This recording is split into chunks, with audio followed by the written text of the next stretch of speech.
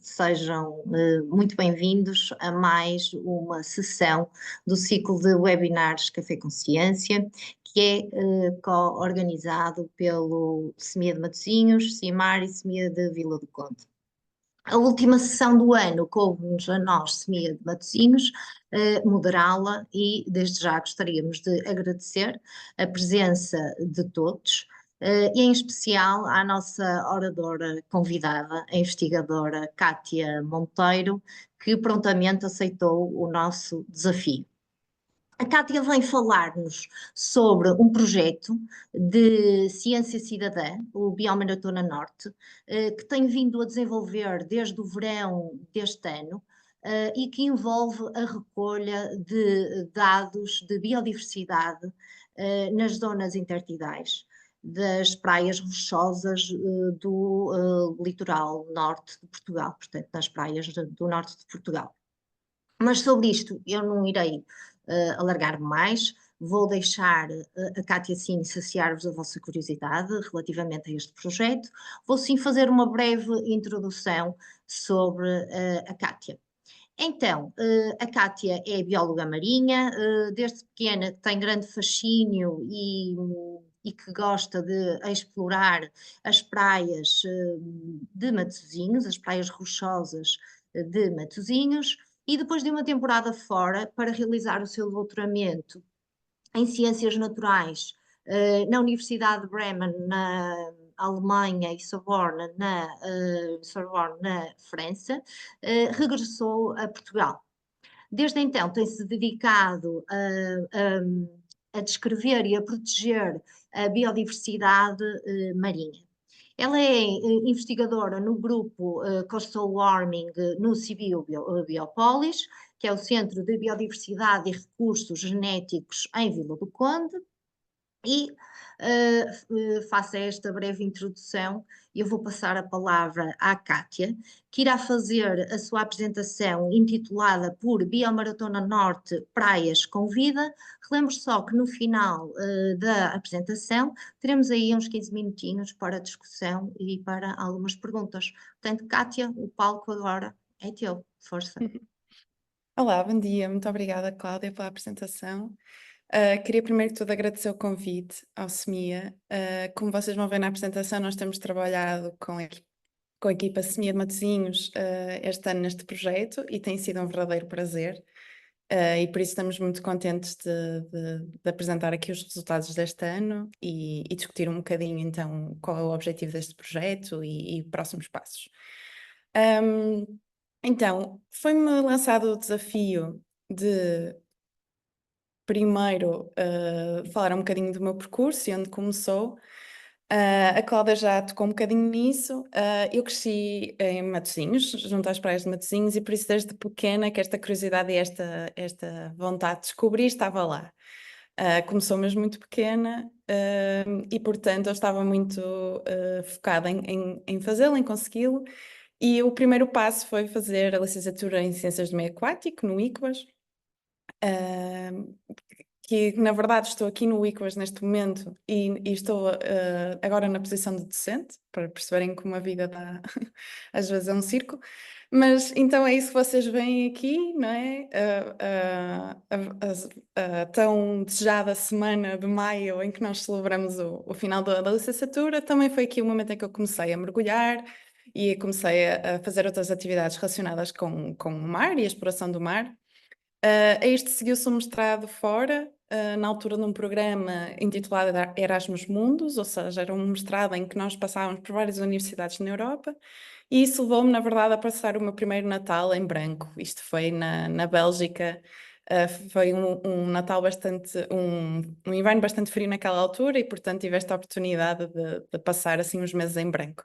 Mas não foi só frio, por isso eu passei por vários sítios, por Oviedo, pelo Algarve e também fizemos um curso de verão em Creta e, portanto, aqui já mais confortável, com uma roupa um bocado mais confortável. Depois do mestrado, então, como a Cláudia já introduziu, eu fiz o meu doutoramento também ainda no contexto do Erasmus Mundus, entre a Alemanha e França, e eu foquei-me nos kelps, nos chamados kelps, as laminárias em português, que são algas castanhas bastante grandes, que são bastante importantes no ecossistema, que providenciam diversos serviços e, portanto, eu estava a estudar um pouco a resposta às alterações climáticas numa espécie em específico. E depois disso, então, como também já referimos, voltei ao Porto, voltei a Portugal, estou desde 2020 no CBio e o meu grupo trabalha em vários aspectos da biodiversidade e de variações de temperatura no intertidal rochoso. E isto levou-me a vários sítios do mundo já, temos vários projetos de diferentes níveis, a diferentes escalas, que nos têm levado a explorar estes padrões pelo mundo todo. E o nosso objetivo final é entender como é que a biodiversidade e a ecologia de várias espécies está neste momento a ser desafiada pelas alterações climáticas e o que é que podemos esperar do que vem aí em termos de alterações, principalmente alterações de temperatura, que continua a ser um dos fatores com maior impacto na sobrevivência das espécies. E neste contexto, pois falta-me esta.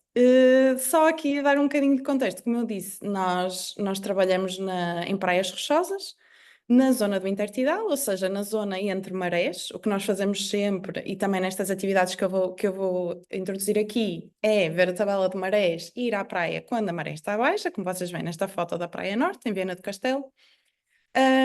E porquê que é interessante, e porquê que trabalhamos aqui? Por um lado é mais acessível do que mergulhar, não é? Sem dúvida, mas há uma razão ecológica por trás. É que estas espécies que vivem aqui estão expostas a gradientes de temperatura, de dissecação, de salinidade bastante fortes, ou seja, eles vivem num ambiente bastante desafiante, porque têm sempre que lidar com regularmente estarem ou fora d'água ou dentro d'água, e portanto nós temos aqui várias espécies que desenvolveram evolutivamente estratégias para conseguir lidar com isto, e são portanto muito interessantes de explorar o que é que se passa.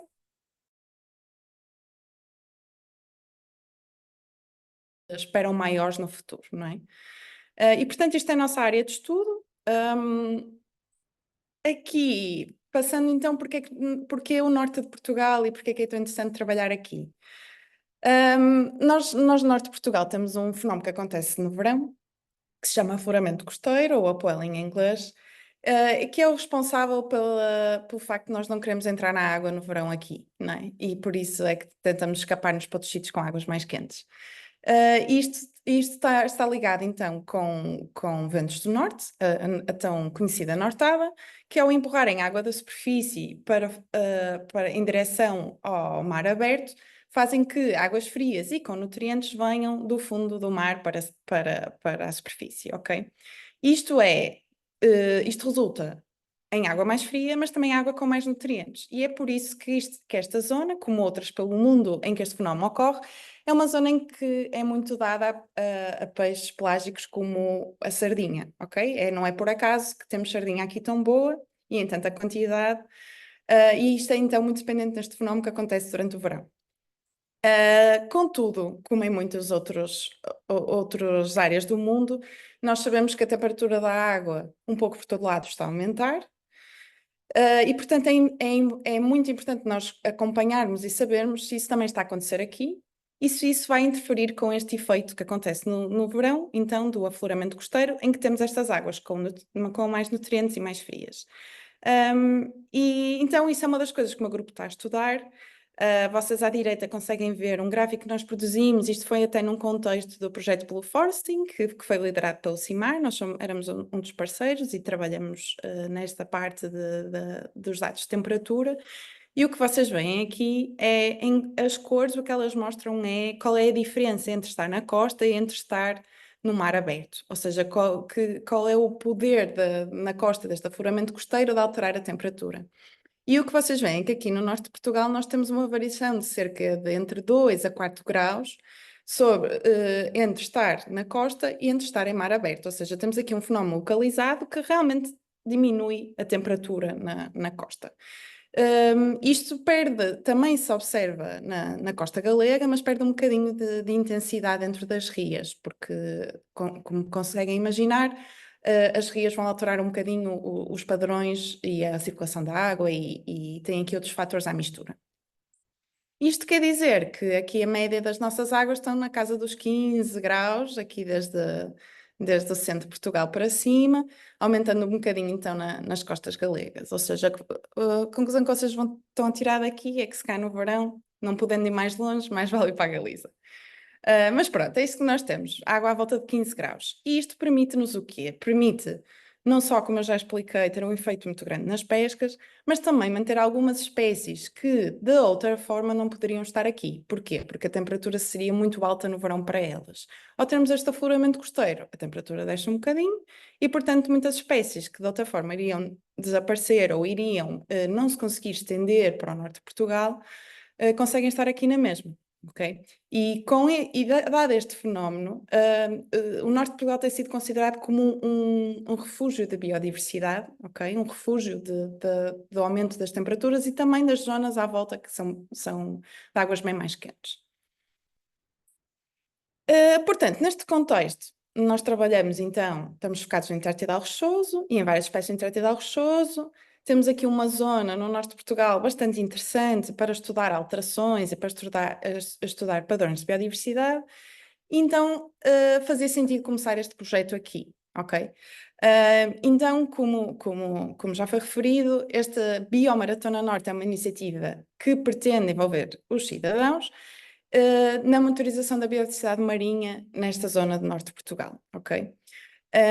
O nome biomaratona vem da ideia ou vem como uma extensão dos bioblitz, ou seja, bioblitz são eventos normalmente que são focados num dia ou num curto espaço de tempo, em que se pede também aos cidadãos para contribuir com observações de biodiversidade, e nós o que tentamos fazer com este evento é que, em vez de ser focado num dia, especialmente num ambiente em que nós estamos sujeitos às condições atmosféricas e a marés e etc., em vez de estarmos a limitar-nos a só um dia, que é limitar o nosso impacto, tentamos fazê-lo ao longo de vários dias, ok?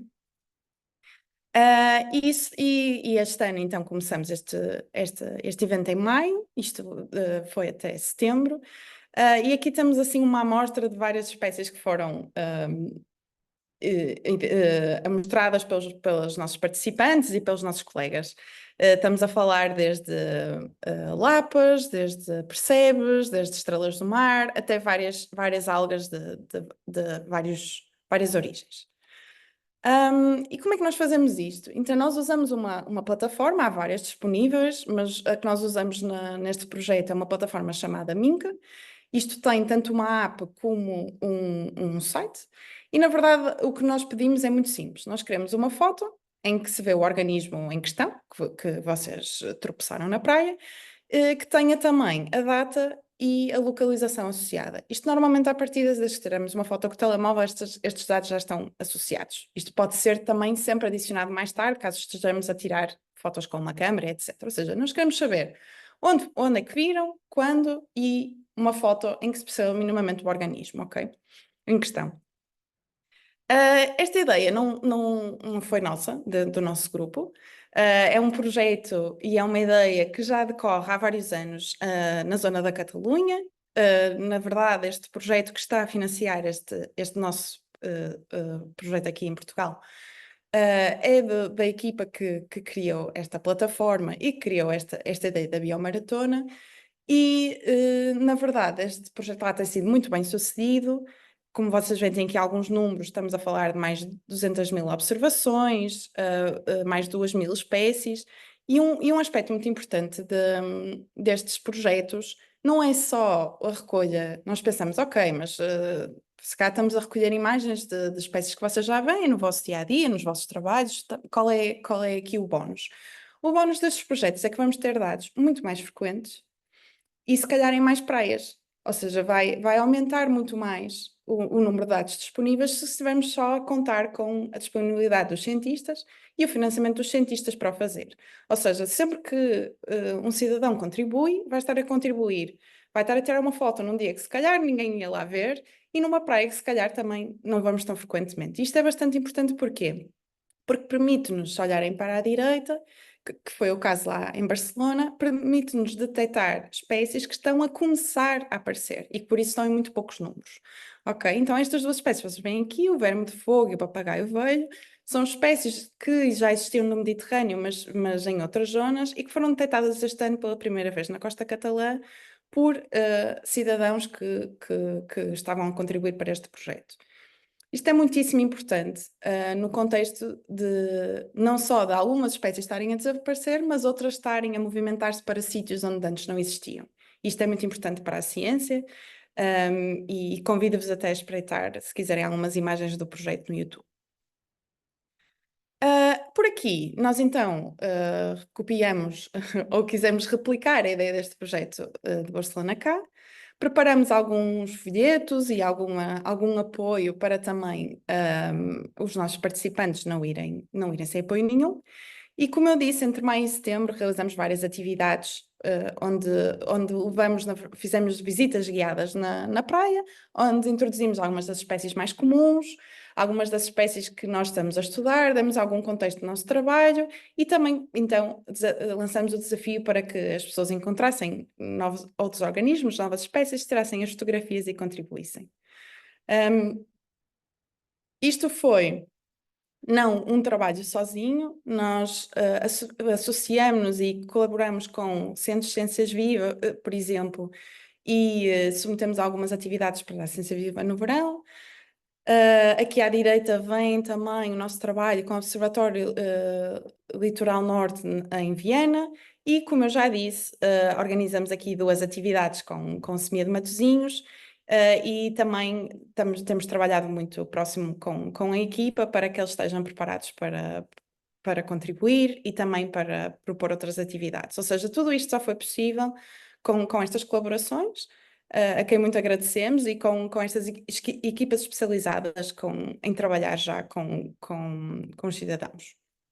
Aqui são algumas das fotos destas atividades. Tentamos sempre ir descobrir algumas espécies um bocadinho mais diferentes para mostrar às pessoas. Isto foram atividades, eu falo por mim, mas acho que os meus colegas partilham desse sentimento que foi muito, muito interessante e muito encorajador. As pessoas em geral são muito interessadas, têm muitas perguntas, querem compreender. Estão também preocupadas com o efeito das alterações climáticas e, portanto, são coisas que estão alertas e querem compreender e, portanto, estas interações eu acho que foram extremamente positivas portanto, nós só queremos continuar a apostar nelas e a melhorar. Então, e os resultados? Deste verão, então, conseguimos mais de 1000 observações, que resultaram em 173 espécies. Destas, 64% foram de animais, cerca de 34% de algas e 2% de fungos. Algumas das espécies mais observadas nós podemos ver aqui. Estamos a falar do Sargasso muticum, do sargasso japonês, que é uma espécie invasora aqui, os percebes, as anémonas, ok, o tomate do mar, a cebulária alveolata e o ouriço do mar. São algumas das espécies mais comuns que foram submetidas então ao MINCA no contexto destas atividades.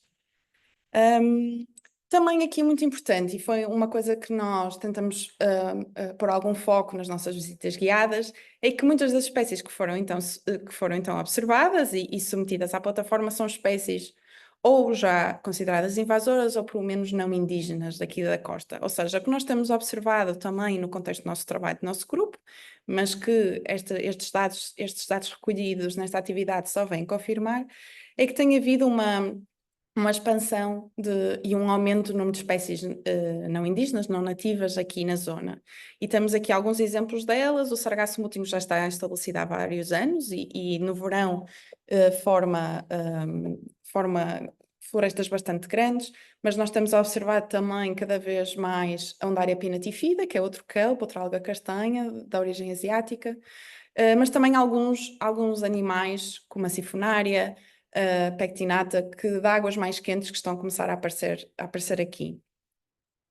E, portanto, o que nós também resolvemos fazer é, no contexto dos materiais que preparamos e também no contexto das nossas redes sociais, é reunir um pouco mais de informação sobre algumas destas espécies, para também chamarem a atenção às pessoas para contribuir com observações destas espécies, porque como conseguem imaginar, é muito importante nós percebermos quando é que elas chegaram, quanto é que elas estão a espalhar, e em que quantidades, certo? Isso vai nos dar informação muito importante sobre o impacto que elas poderão ter no ecossistema, e vai nos permitir compreender melhor estas novas interações que estão a surgir com a chegada das espécies não indígenas. Eu já me adiantei aqui um bocadinho e já comecei a falar delas. A Gratupa turuturu é uma espécie também muito fácil de identificar, ela normalmente está em poças de marés. Uma coisa muito, muito característica é que, se a tocarmos, ela tem uma textura muito aveludada, ou seja, é muito diferente de tocar numa espécie um bocadinho mais rugosa. Isso é uma alga vermelha, uma fita vermelha, que é muito fácil de identificar e que agora é também bastante comum aqui, principalmente em poças de marés. A Undaria pinnatifida, como eu já introduzi, é uma espécie que, na verdade, foi introduzida na Europa de propósito, em França, nos anos 70, 80, se não estou em erro, e que depois daí foi-se espalhando devagarinho pelo continente. É uma espécie invasora com um grande impacto ecológico em alguns sítios. É, na verdade, fruto de muita investigação nesse sentido. Há muitos estudos e esforços até de tentar exterminar em alguns sítios. Aqui ainda não sabemos bem qual é o seu impacto, isto é uma coisa que temos com certeza que acompanhar. A Sifonária pectinata é o que nós chamamos a lapa falsa, ok? Porque normalmente as nossas lapas, que são do género patela, e que são bastante comuns nas nossas costas também, mas aqui esta espécie, que é mais de águas quentes, é uma espécie que, na verdade, respira ar, ou seja, tem uma cavidade pulmonar e respira ar, ou seja, é bastante diferente das outras espécies. Também é uma espécie bastante comum em poças de maré. Mas agora também, dado o aumento bastante pronunciado da sua abundância, começamos a vê-la também já fora das poças de maré. O sargassum, como eu já introduzi, é agora uma espécie que já bastante comum, em bastante quantidade, um pouco por toda a costa. É uma espécie que tem um ciclo sazonal bastante forte, ou seja, nós neste momento, se formos à praia, vamos vê-lo ou muito pequeno ou quase nem o vemos, e na altura do verão vamos ver florestas em que cada indivíduo tem vários metros, ou seja, no espaço de meio ano esta alga cresce bastante e depois no inverno desaparece, ok? Esses são alguns exemplos das espécies que vimos e que achamos importante acompanhar. Para também eu já falei um pouco da importância, por exemplo, destes dados recolhidos por cidadãos nas espécies invasoras, mas há outros exemplos, ou seja, todos estes dados que são recolhidos no MINCA e em todas as plataformas acabam em repositórios globais, como por exemplo o GBIF, que vocês veem aqui à esquerda. E, portanto, se um cientista está a investigar uma espécie em particular, por exemplo, quer saber onde é que ela está, onde é que a pode encontrar, tentar perceber se calhar se ela tem uma afinidade com águas mais quentes ou águas mais frias, um dos recursos que tem é pôr o nome da espécie no GBIF e ver as observações, ok? Isso é uma coisa que são dados bastante importantes, especialmente se forem dados de qualidade, e que, por exemplo, uma das nossas colegas, do nosso grupo, a Joana, que está a trabalhar com uma alga em específico, neste caso é Mantalia elongata, que o nome comum é esparguete do mar, porque tem estas fitas muito bonitas também na altura do verão.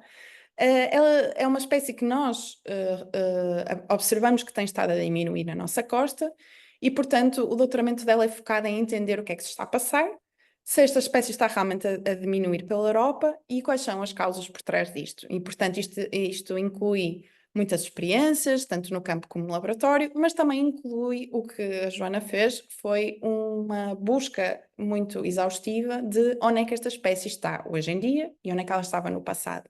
E o GBIF foi um recurso bastante importante.